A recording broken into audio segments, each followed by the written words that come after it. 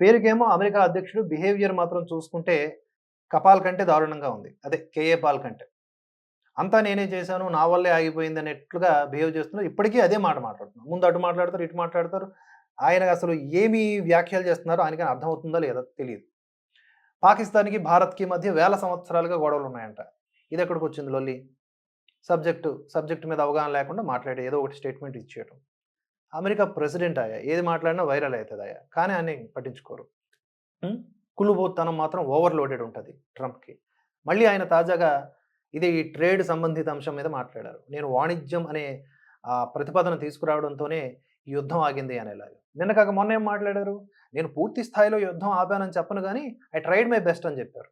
ముందేమో నేనే ఆపేసానని చెప్పారు. ట్వీట్ కూడా పెట్టేశారు. కామన్ సెన్స్, ఇంటెలిజెన్స్ వాడినటువంటి దేశాలు పాకిస్తాన్, భారత్ అని చెప్పి. కామన్ సెన్స్ ఈ అమెరికాకి ఉందా? లేకపోతే ఈ ట్రంప్‌కుందా అనేది మనం ఇప్పుడు తేల్చాల్సిన అవసరం ఉంది.